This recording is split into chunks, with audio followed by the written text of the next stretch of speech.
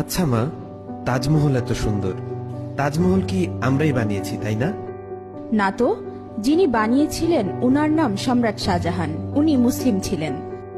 ও আচ্ছা, তাহলে কুতুব মিনার নিশ্চয়ই আমরা বানিয়েছি।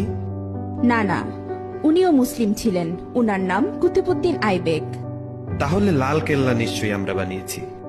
না, ওটাও মুসলিম শাসকরা বানিয়েছিলেন। তাহলে পুরাতন কেল্লা আমরা বানিয়েছি। না, পুরাতন কেল্লাও মুসলিমরা বানিয়েছে। তাহলে চারমিনার নিশ্চয়ই আমরা বানিয়েছি। না, চারমিনারও মুসলিম শাসকরা বানিয়েছে। মা, আমি শুনেছি ভারতের সবচেয়ে বড় ও পুরাতন রোড গ্র্যান্ড ট্রাঙ্ক প্রায় 3000 কিলোমিটার পর্যন্ত বিস্তৃত, সেটা তো আমরা বানিয়েছি।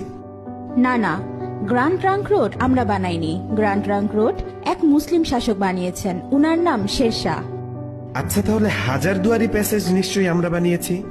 না বেটা, এটাও মুসলিম শাসকরা বানিয়েছে। আচ্ছা, তাহলে মুঘল সাম্রাজ্য আমাদের ছিল তাই না? না, মুঘল সাম্রাজ্য মুসলিমদের সাম্রাজ্য ছিল।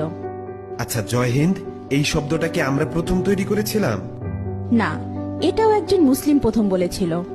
আচ্ছা মা, সারে জাহা সে আচ্ছা হিন্দুস্তা হামারা এই শব্দটি আমরা প্রথম বলেছিলাম তাই না? না, এটাও একজন মুসলিম কবি লিখেছিলেন, উনার নাম ইকবাল। তাহলে প্রথম স্যাটেলাইট লঞ্চ নিশ্চয়ই আমরাই করেছিলাম। জি না, ভারত অনেকবার স্যাটেলাইট লঞ্চ করেছিল, কিন্তু প্রতিবারই ফেল হয়েছে। এরপর এপিজে আবুল কালাম আজাদ প্রথমবার সাকসেসফুল ভাবে স্যাটেলাইট লঞ্চ করেছিলেন। উনি না থাকলে আজ ভারত স্যাটেলাইট লঞ্চ করতে পারত না। তাহলে পারমাণবিক অস্ত্র নিশ্চয়ই আমরা বানিয়েছি। না না, পারমাণবিক অস্ত্র একজন মুসলিম আবিষ্কার করেছে, উনার নাম এপিজে আবুল কালাম আজাদ। তাহলে মুসলিমরা না থাকলে আমাদের কি হতো মা? মুসলিমরা না থাকলে ভারত এক অন্ধকারাচ্ছন্ন দেশ থাকতো।